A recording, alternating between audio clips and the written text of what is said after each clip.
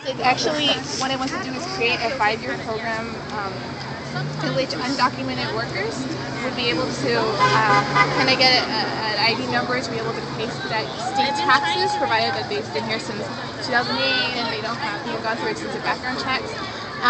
And we just thought it was really important because after the DREAM Act, we just passed it, AB 130 and 31. You're educating a whole population after graduation. What are they going to do? How are they going to? What's the future for them? And we think that this act would give them a way, and also for a lot of other undocumented workers to be able to kind of work above ground and be able to pay state taxes. Because essentially it's like an issue of how are we going to integrate them into the economy? Once you've given me enough that now I remember what it is. Hey, now you know. No, once it's like names, and then it was a Felipe's thing, and this, so I'm bored. And then especially with with your district, you have a large Latino population. I think it's almost like 50%. It's like 40. Yeah, no, a little less than 50. Yeah, a little less than 50. But so it's going to affect a large portion of your population. And these undocumented workers are often working, and they're getting paid. They're under the table essentially, so they're not paying taxes. But if they're willing to pay taxes and they're willing to work and contribute, then that can only benefit the local economy. Also, a lot of times the social services are directed towards this population too. But if they're gainfully employed, then we can redirect those social services that would go to them to other populations that might need it more. So.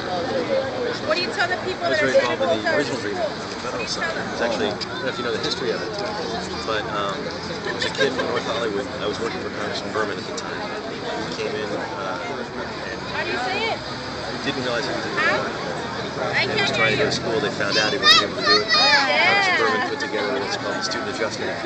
And that became the DREAM Act, the original first DREAM Act. Now there have been all these other dreams, but it started right here in the San Fernando Valley when I was working for Congressman Berman and I was involved in it.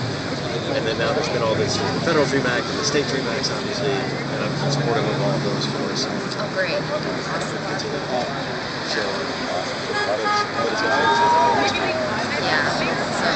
hopefully we get enough new signatures on the ballot. What's that? Hopefully we get enough signatures on the ballot.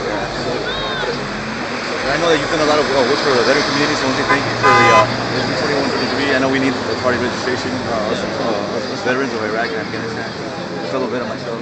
Well, I've tried to be very, veterans been given to this country and trying to do everything I can to help support our veterans and have that bill. I've had a number of bills. Again, I've been involved with that too. I was with Berman. We started the Veterans Day Parade in the Northeast Valley, and that covers the whole valley. So we've been very active, and every year I have a number of veterans bills trying to promote veterans. This year, trying to deal with education benefits, trying to make sure that folks have those benefits.